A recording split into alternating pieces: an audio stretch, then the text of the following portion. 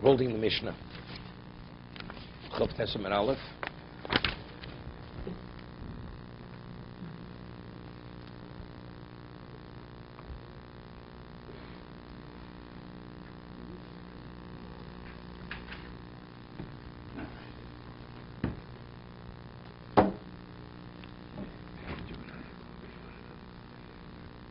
It's okay. Okay. Can you just start the Mishnah again? Chav Tesam and Aleph. Called mitzvahs haben alav. The mitzvahs of the son which are incumbent upon the father. That's the way the Gemara will explain the Mishnah. Anoshim chayovim, noshim pturos. What were examples? The word Milo. A mother has no obligation to circumcise her child. The father has an obligation. Pidyon haben. A father has an obligation to redeem his son, the Bechor. A mother does not have. A woman has no obligation. These are mitzvahs haben alav. Chol mitzvahs aval haben. But the mitzvahs relating to the father, which are incumbent upon a son, meaning upon a child, we don't differentiate between a daughter or a son. Keep it of a honoring the parent. Even though the Gemara will explain regarding kibbud av v'em, that what about if there's a little bit of a conflict? The husband wants her to do one thing, and her father wants to do something else. Who does the wife listen to? So the wife listens to the husband, not to the parent. In that case, right, where Moshe has a psak, very interesting psak, where a woman was an avelo, one of her parents passed away, and it was within 12 months. And they had a wedding invitation. And the husband wanted to go to the wedding with her. Of course, every man goes. His wife is with him. He says, look, I don't want to go to the wedding without my wife. And he insisted, but she says, she's within 12 months of one of her parents. He says, go ask her Shiloh. So they asked her Moshe Feinstein. Moshe Pasuk ruled she has to go. She has to go to the wedding. If her husband wants to go to the wedding, even though it's within 12 months, she has to go. Why? Not Sholem Bayis. Not Sholem Bayis, no. Because the reason why a person observes 12 months, that's kibbud av v'em, out of respect. But when it comes to kibbud av v'em, there's a conflict between honoring a parent to honoring her husband, right? The priority is the husband. Therefore, that becomes the overriding factor. That's why it's permitted for her to go to the wedding. So the other way around, the wife wanted the husband to go. No. Then the Sholem Bayis. No, that's a Sholem Bayis issue.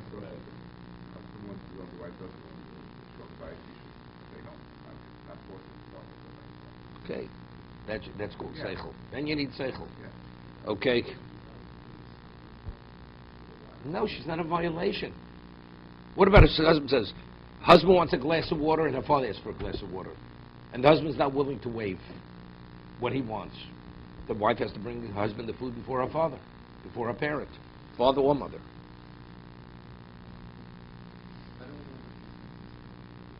We'll see. The more quotes the pasuk. What kibbud av v'em? What mitzvah? No, the Gemara speaks about it. The Gemara speaks about this. Chol mitzvahs aseh shazman gromo, anoshim chayovim, noshim pturos. So the opening one is if a son has an obligation. No. The first part. Chol mitzvahs haben. The son has an obligation. No, that's not what it means. The Gemara will explain that's not what it means. It's the mitzvahs of the son which are incumbent upon the father. Something that has to be done to the son which is incumbent upon the father. But we say with this that every man is responsible for himself. But we'll discuss it. But there are many psukim, but each one's a separate pasuk. But a child at 8 days cannot circumcise himself. I understand. No, so there's a question. We'll discuss that. That's a separate question. But how do you know a child has to circumcise himself if his father didn't circumcise him? It's a separate pasuk. Because it says the male who is not circumcised is liable for spiritual excision. That's how it's a separate pasuk. But that's only once he becomes an adult. When he becomes an adult, but as long as he's a child, the father has the obligation. If the father chooses for some reason not to meet that obligation, or there is no father father dies, so then the child has to attend to himself. I'm okay with that. I don't Okay. have a question on that. Good. Just the way the mission is saying it. I understand exactly what you just described. Okay. There is this mitzvah on that the son has to have it done to him. And who's obligated to attend to that? He's ultimately responsible himself, but when he's an infant or he's a minor, the father is responsible. Is it because he can't do it himself? Is that why? Or the father has independent? Whatever the reason. No. It has a lot of ramifications. Fine, but that's not my question. My question is the second one. Okay. Now we're talking about the obligations on the father. You said the opening clause. You said the opening. Is the second one. The second one. Okay, the second. Okay, That's the the second. one that you didn't- Okay. Chol mitzvahs ha'av ala ben. Okay.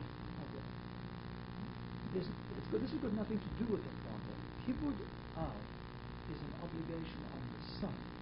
There's no way the father can do this for himself. If the son's No, not doing it. it's not honoring. A person eats himself. He's honoring himself. No. It has no relevance to honor. So what are we talking? What are we talking The about? mitzvahs relating to a father which are incumbent upon a son. It's the obligations of the father. No, obligations to the father, which are I'm reading the art scroll. I understand, but that's not what it means. The Gemara, it's written ambiguously, but the Gemara that's why we need the Gemara to explain the Mishnah. That's the Gemara's question. The Gemara asks, what does it mean? What does it mean? That's what Yeah, well, the Gemara asks that, and the Gemara concludes as I'm explaining it, not as it reads. Okay, let's wait for the Gemara. So if it's the mitzvahs which relate to which are relevant to the father, which are incumbent upon the child, we don't differentiate between a man and a woman. Echad anoshi v'echad noshim chayovi.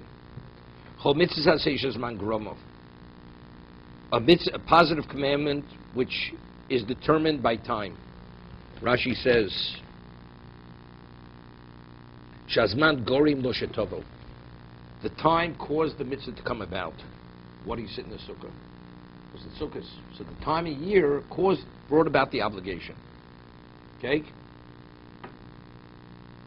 We'll see. See, it's a little difficult. Now, why is Milo, Tosis explains Milo as mitzvah seshes in Mangroma. That's Tosis' position. Why? No. After love, it has to be during the daytime. It is. That's Tosis. can't do it at night. No, so Tosis says, it's not because it's the 8th day. The obligation begins at the 8th day.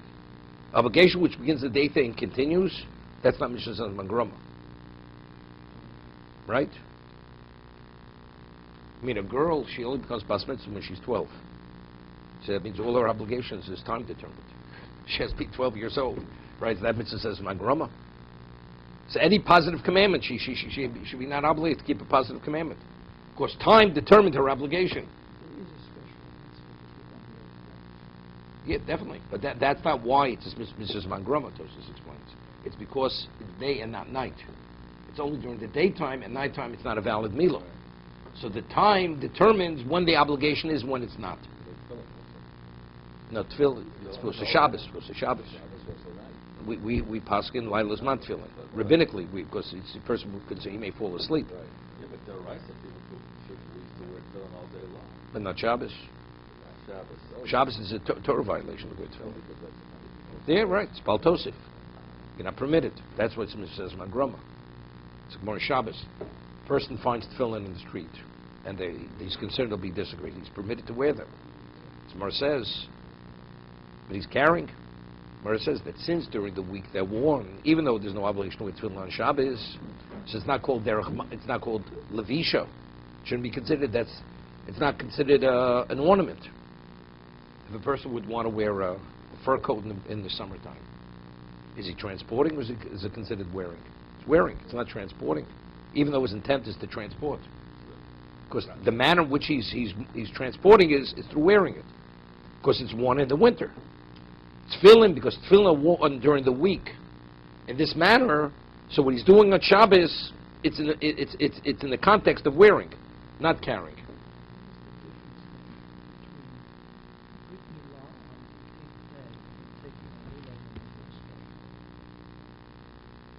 We say taking the milah on the first day of the time. Right. But we're saying milah on the 8th day is not a time. It is because of the night. No, but I understand that. Let's see, it's very easy. Because Sukkah, the obligation ends after 7 days. It's this period of time that determines it. Mila, once a person is obligated to circumcise himself, it's for the rest of his life. There's two aspects to it. One is you have the obligation to do it on the eighth day, and if you didn't, It continues. The obligation continues. Sukkah doesn't continue. Yeah, but that's that. But it's not. Once it begins, the obligation is a continuous obligation. If you didn't do it, Sukkah, it begins on one day and it ends after 7 days. So it's limited to that period of time. Right? Or also, Lulav, the Gemara says, is during the day and not at night. Right? It would be Sukkah. Why Sukkah? Sukkah is because it ends after 7 days. Okay. Chol mitzvah zman groma anosh chayav anoshim pturos. Chol mitzvah say shelo zman groma. If it's unrelated to time, it's not time related. Shelo hakam. Right? You come upon a mother bird nesting on its chicks or on its eggs. Chol mitzvah zman groma. There's the circumstance. If you come upon it, you have an obligation to send away the mother bird.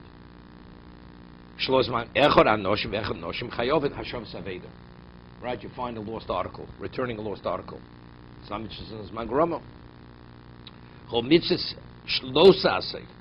if it's a negative commandment, whether it's time determined or not, right? What would it be? Eating chametz on Pesach. It's a lo saseh. Right? Lo saseh, although it's time determined, it's only during Pesach. We don't differentiate whether it's a man or woman, because, and as explained, why is a woman obligated to matzah? Because the Torah juxtaposes the mitzvah of matzah to not eating chametz. So just as in regard to lo saseh chametz, we don't differentiate between a man and a woman. Identically, regarding the aseh, although it's time determined, we don't differentiate between the man and the woman. She has the obligation to eat matzah. Okay? But that will be the lo saseh. The lo saseh is chametz. Dietary laws, right? Kashrus.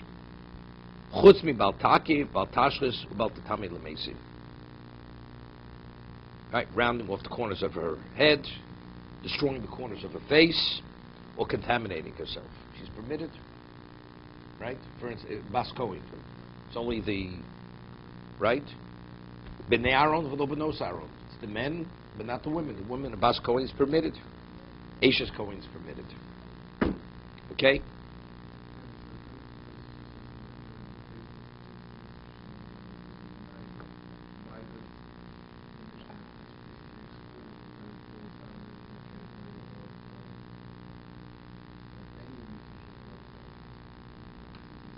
Good. Good. Well, the Gemara, see, Tosas begins, Tosas asks the Gemara's going to quote a pasuk to tell me why she's absolved. So Tosas, what do we need a pasuk? Mrs. Mangramo. So Tosas is going to answer that the Mishnah, the Gemara is going according to the opinion that Mila B'layla is kosher. So it's not a Mrs. Mangramo for that reason. Therefore, I need the pasuk. So as a result of the Mishnah is going, so that's it's very good. The Gemara is going according to the opinion that you could do Mila at nighttime. So if that's the case, why is a woman absolved? Because I have a pasuk that says only the man and not the woman. So that's why it's categorized separately. It's not Mrs. Mangrama. It's because even though it's the obligation was incumbent upon the father, the woman is absolved. My kol mitzvahs haben alav. This is your question, David. The language of the Mishnah seems to be ambiguous. What is the meaning? All the mitzvahs of the son upon the father. Does it mean the mitzvahs that a son is obligated to do on behalf of his father? Right? Kol mitzvahs haben alav. That's seemingly the way it reads. The mitzvah that the son has upon himself to do regarding vis-a-vis his father. And what does Mishnah say? A woman is absolved. Nashim Peturos. Is that what the Mishnah is saying? A woman is absolved. Or Tanya. Ish ein li elo ish. It says ish aviv imo tirou. Right? Ish aviv imo tirou regarding the mitzvah of reverence. Isha minayin. How do we know that a woman is also obligated to revere her parents, her father and mother? She'omer ish imo vaviv tirou. Harei kan shnayim. Because it says tirou. They shall. But if it's only one, it should say tirou. So evidently, so this includes So ish is not specifically to exclude the woman. Tiro, so shnai. So how do we answer the Mishnah?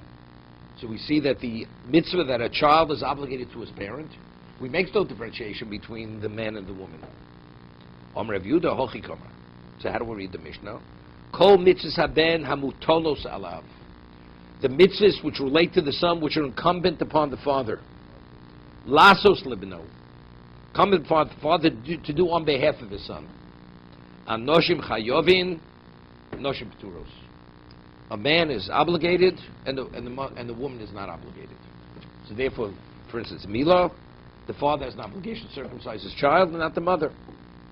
Okay? Now it's complicated. It's not so complicated. Well, we'll see. We're going to quote a brisa. Woman's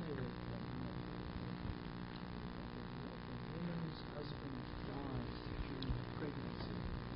Doesn't she have the obligation to ensure that her son is? Well, we'll discuss it. Because the Gemara is going to say that the three people, we've mentioned three people, is the father, is Bezdin, Bezdin means the Jewish community, and then there's the child himself when he becomes an adult. Okay, so the question is a woman obligated as a member of the community? Right? Because there she's not doing it as a person. It's not her. See, that's one of the answers to Rishonim say. Tosei is a question, what do we need a pasuk to exclude the woman? So this is Magrama. So Tosei says a dochik that this Gemara is going to the opinion, it's not, our Gemara is not a halach, according to halacha. Because we rule that you cannot circumcise a child at night. So if that's the case, the pasuk is not needed.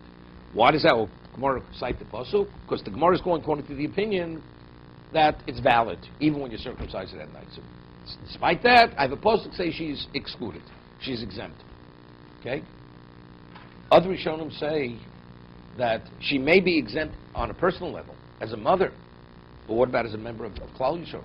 The community is obligated. If a child's not circumcised, the community is obligated to attend to that need. So what? She's considered part of the community. Wait. So good. So she's come out of community. That I have the post tell me. No, even as that, a woman is exempt. It's only the males of the community, not the women. Okay? That's some Rishonim say that's their answer to Tosa's question. Even as a member of the community, she's not obligated. But it's not only the mother. We're talking all women. A woman is not obligated. Because it's in the system. No. No, Mitzvahs Magrom is not going to exempt them. Mitzvahs Magrom is because that's you being looked upon as an individual. What's your personal obligation? Personal, that I'm a woman. But as part of the community, it's not a Mitzvahs Magrom. That has no bearing on that. Because it says, Oso, Oso. Because when it comes to Mila, the Pasuk says explicitly, it's only the man and not the woman. So if the community is all women, then what happens? Then he has to wait till he's an adult. We're not saying it's okay for the woman. We're talking about as a Torah obligation, as an obligation. So she still can do it. Of course she can do it. I mean, we're not talking about the actual act. We're talking about to secure, to get someone to do the milah. So how would it have been written to include women? We'll see. It says, Kashet Siva Oso Elokim. That's the pasuk. As God commanded him. So the Gemara says, Oso v'lo Oso. It says, Kashet Siva Elokim. What's the Oso? Oso is superfluous. Kashet Siva Elokim. What's Kashet Siva Oso Elokim? So Gemara will say, Oso, him and not her. Right? It's an exclusion. So is it she's excluded as a mother, or she's excluded as a member of the community? What is the exclusion? Okay, let's see the Gemara.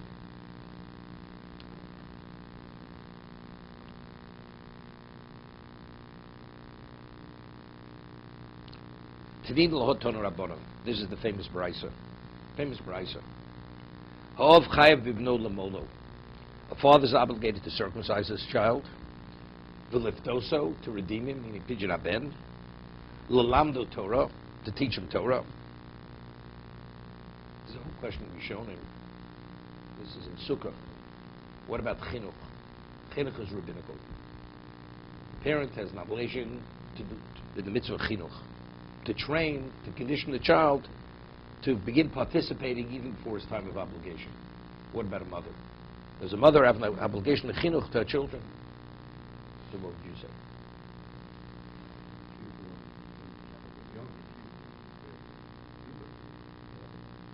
Is that what Dr. Spock says? Okay. Okay. You feel like you're going to set up for that one? Yeah. It's not. So in the Daf Yomi, right? So they bring a proof from Hileni Amalka. So she built a sukkah, and she had a son sit in the sukkah. So you see, seemingly from there, she attended to the needs of her children. And then where it says, but it's not kosher, it's above that, and she made sure it was a kosher sukkah. That where her children sat, it was within 20 amos.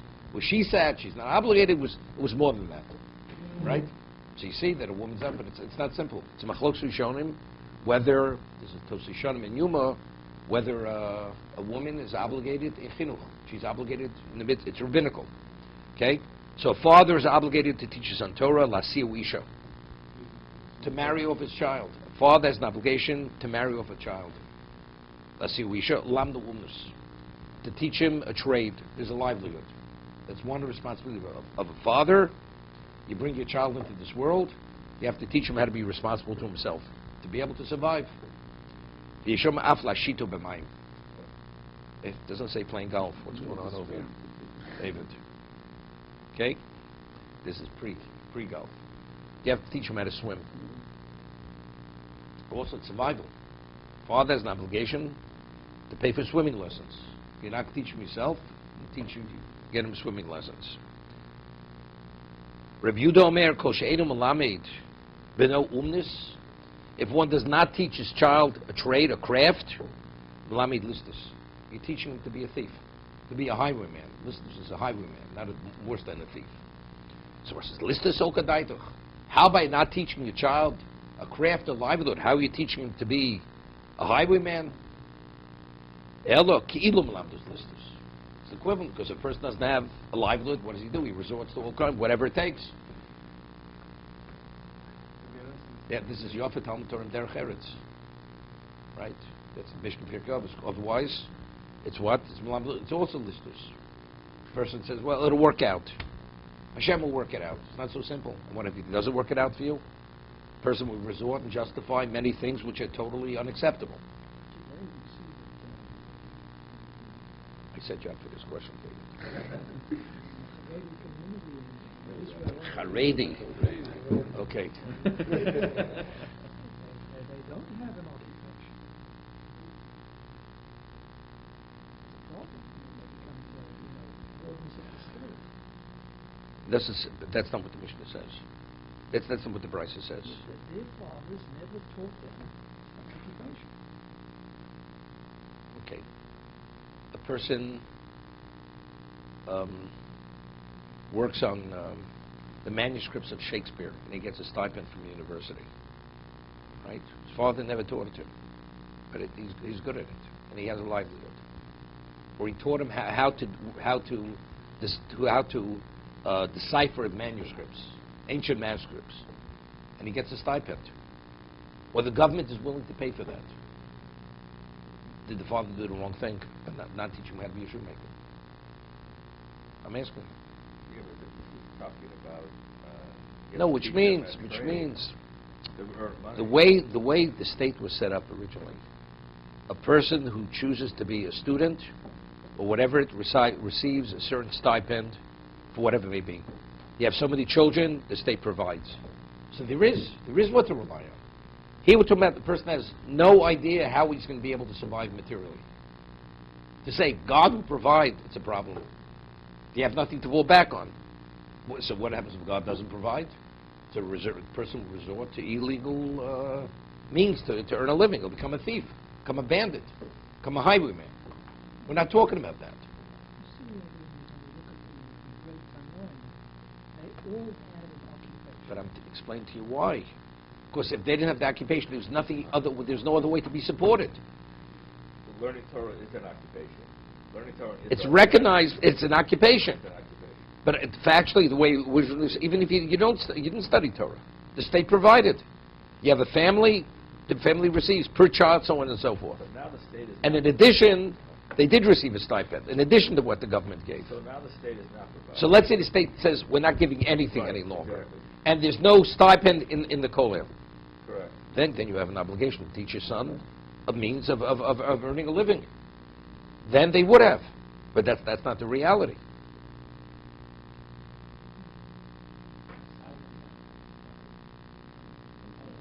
Can I ask you a question? People who earn $100,000, it's not enough for them to survive. It's the way you choose to live your life, right? You need a car, right? Only a certain kind of insurance, and a garage. Maybe you could do away with the car and then forget about you want all these other expenses. Everything's by choice. That resonates loud and clear. So okay. If a person's not teaching someone how to be a shoemaker, or their child to be a shoemaker, does the father have an obligation to pay for the college? Let's say the father says, "I don't want to pay for that. But For me, go be a mechanic. I'll teach you how to be a salesman. Okay. You know, I'll set you up with a newspaper stand. You know, with an apron. You sit with a milk box, and I'll get you newspapers. And the Daily News person will drop off the papers every morning at 4 a.m. Stay on the corner for the next 6 hours. You have to teach him how to do that, or okay, or instruct him, whatever. He doesn't. No, you don't have to provide more than anything that you'll be able to get a job. He doesn't have to provide more than that. A person graduates high school to get a job, earn a living. He's sufficiently qualified. What? Yeah. Today, minimum wage. Okay, you don't even have the elementary school education. You have minimum wage.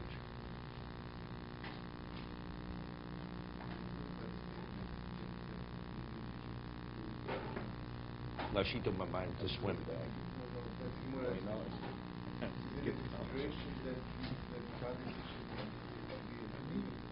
No, he's emphasizing the point. No, but he's emphasizing the point. Don't underestimate the value. You say, well, it'll work out. No. You have to see the consequence of not to appreciate how important it is. That's what Rabbi Yehuda is making that statement.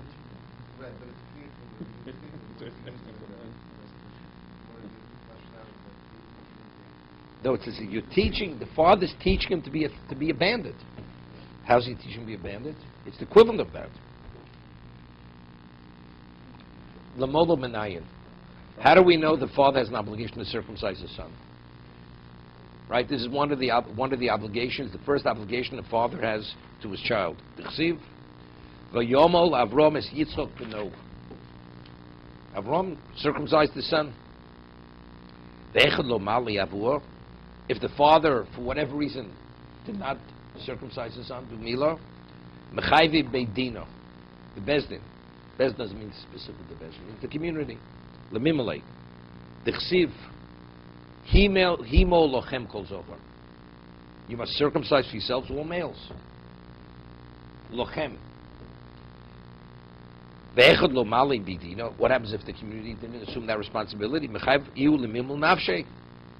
He has an obligation to tend to it himself. It doesn't mean he physically has to do the act. Meaning he has to hire a person to have himself circumcised.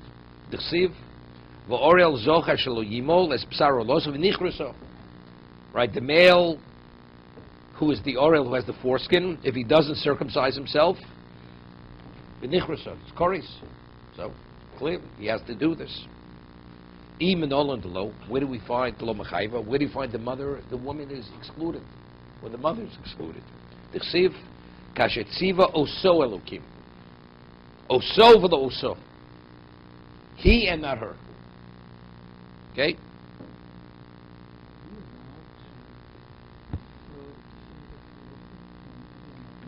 Let's next more question.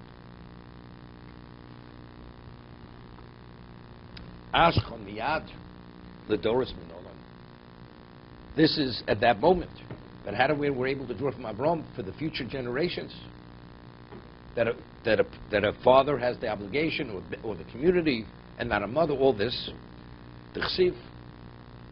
V'tzav es Yeshua v'chaskeu v'amtzeu. Excuse, I'm sorry, skipped. Torah Reb Shmuel komokshin atzav. Wherever the Torah uses the term, or in Navi you find, or Ksuvim, Tzav, command, Enoloshin zeros miyadu ledoros. It's a word which is to indicate zeros. Zeros means you have to have zeal. You have to be motivated.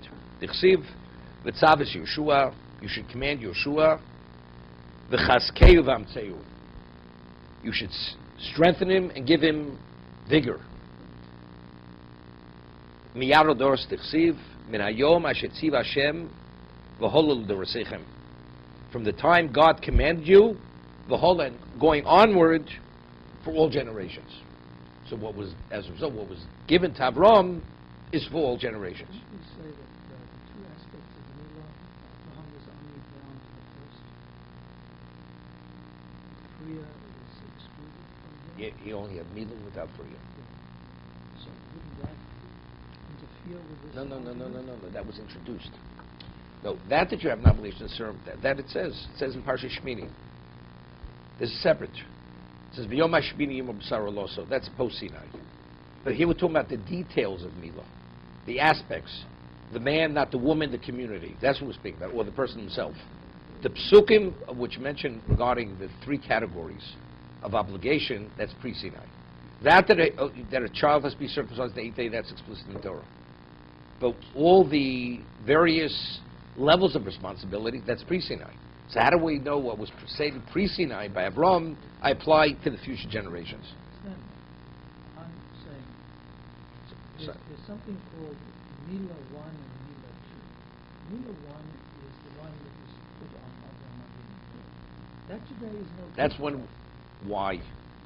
Because at Sinai, it explained what Milah is. Milah is not, it's not sufficient to what Avram did, you have to have Priya. You have to pull back the foreskin. That was said at Sinai. So now, you're not circumcised. You're not circumcised. So we've changed the definition Of Milah. But what about, now that we know what Milah is, who is this incumbent upon? Is it still incumbent upon the father and not the mother? On the community? Maybe I would argue that first step has all these... Good. That's what you're saying. Terrific. Second step, no. But so that's the Gemara's question. Well, that's included within the Gemara's question. So the Gemara citing this pasuk, when was the first time God commanded that, gave that commandment? God modified it. At Sinai, He modified what is Milah. But outside, we modified whatever He said then applies into the future. That's what the pasuk is indicating. Hashem v'holol d'rasechem. From the time He commanded, going into the future for all generations. So why can't we do what Avram did? Because the Torah said at Sinai, that's not sufficient. You have to do a little bit more than that. To be continued.